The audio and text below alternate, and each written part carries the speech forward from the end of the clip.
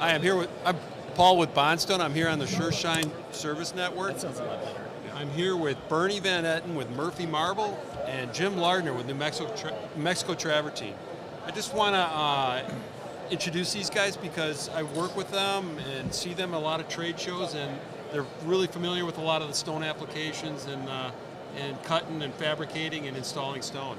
So I'm first going to start with Bernie and ask you a few questions. If you want to introduce yourself as far as what your company does and how long you've been in the industry.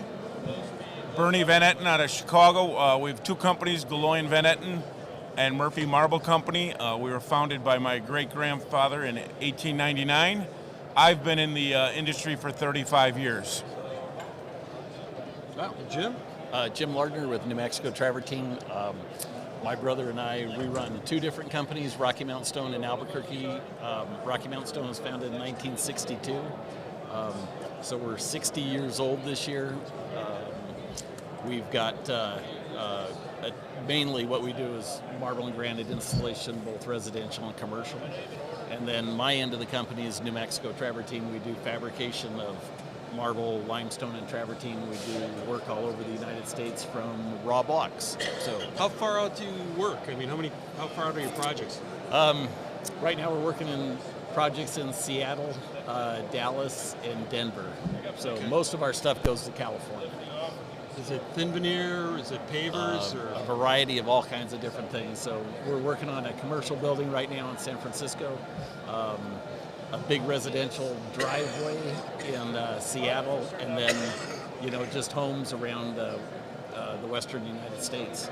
So, I'll skip back to Bernie here. What do you mainly deal with as far as you do a lot of fabrication? So our limestone company fabricates limestone from all over the world, mainly from Indiana, Texas, and Kansas, but we bring in the raw material and fabricate it for different projects all over the country. And then our marble and granite division, we bring in marble and granites from all over the world. And we do, some residential, we do lobby projects downtown Chicago.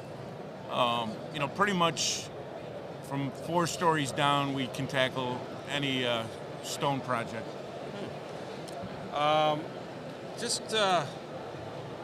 Because I've known you guys and the projects you're on, what kind of difficulties you guys run into in the industry as far as maybe installation on your end? Is it getting contractors, or is it business load, or what is it? Well, I would. Chicago's a tough market, so it's the bidding process of getting the right amount of money for the right project. Okay. In our business, fabrication is because we work from raw materials. Just a good supply of quality raw material coming in, and then from there, it's also kind of a trick to educate, like the designers. I had to tell somebody no the other day, and I don't do that very often, but they wanted a 160-inch long piece of stone, and it's like, that really doesn't exist. Well, my company can do 160 inches in case anyone out there needs it. These are New Mexico inches, not California, Chicago inches. If people have the money, we can figure it out. Oh, man. So when did you guys get down here? We're in Vegas right now, by the way, and we're live at Stone Expo. But I flew in this morning. This morning? Yeah. You're in here for what, 12 hours? Just long enough to see a buddy get a well-deserved award. Oh, that's good. And I've been here since Saturday night, and plan to go to sleep tonight finally. What other organizations are you guys in, and how does it, help you guys out as far as networking and this is a service network for doing restoration, so it's helping out a lot of the guys who install your stone, who have to come back if it's in a commercial area and there's a lot of traffic and stuff. They come back and refinish the floors and hone them and polish them. What other organizations help you guys out as far as getting your networking out? Our company belongs to the Natural Stone Institute, the Indiana Limestone Institute, and then also the Allied Stone Industries. And I think for me, the most important one of those is the Allied Stone Industries. You get to know the people, like that particular organization is basically people at the top, the quarriers and suppliers that are kind of the cream of the crop. And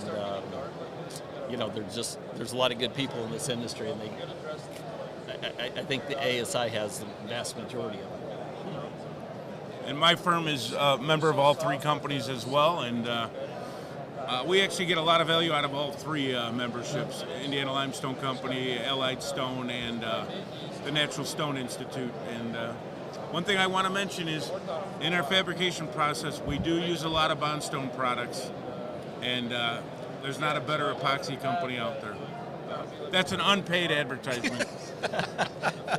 Well, we pride ourselves in helping out the customers, especially if they have some issues, or if with other systems, or even with ours sometimes in different applications where we can help them out. But it's always tricky once it's fabricated on how to install it and how they're going to install it, and especially working with designers and what they're actually looking for. But it's a fun market to deal with, and I don't know. Well, and every stone has its own challenges, right? And then just knowing what stone should go where, and making sure they're installed properly and that the right backup materials are there. It can be a trick.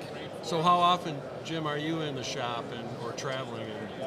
I don't work in the shop necessarily, but I walk through the shop at least once a day, and then I'm in the quarries at least. The one quarry I'm in about twice a week, and then the other quarry is further away. I'm in there about every 3 weeks.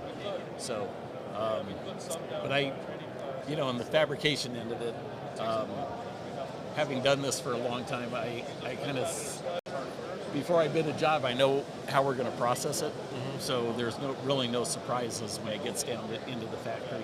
Very, very few times do we end up with an uh-oh moment where we're looking around going, what did we bid?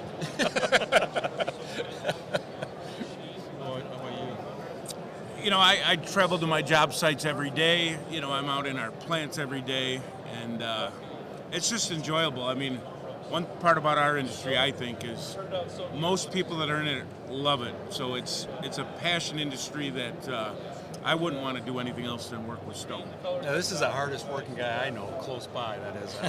But boy, he's working overtime every time I talk to him. So I have to. I've never worked a day in my life. That's when you do what you want. Yeah.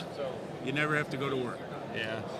So do you guys see any trends in the years coming up of what you see as far as stones and applications and the different projects you're working on? Any? I think natural stone's probably at its pinnacle in I don't know exactly how it was, 80, 90 years ago, but our industry is doing very well right now. And it's really interesting because we're getting out there, we're educating the architects and designers, and the uses for natural stone are endless. So provided, we don't mess it up or the economy doesn't go haywire on us, I see bright things for the industry coming forward. Oh, that's good. So, what's you guys betting on the games for the Super Bowl? I'm really happy to see the Chiefs. Are you? But I think they're going to get run over. Philadelphia looks great. Oh man, they look great. It's all about the Bears in 2024, and the Packers are done whooping us for, I think, maybe the rest of my life. The Bears won't lose to the Pack. Well, Your we've had a Packers. good run. You have. Good run since the early 90s. Yeah, you've had more good quarterbacks in the last year than we've had in 100. So That's true. That's true. But hopefully it's over. Yeah. So yeah, I don't see anything else. Anything you guys want to talk about? This is a really, I'm very impressed with the quality of the people that are here, and then also the quality of the people who are displaying. I mean, it's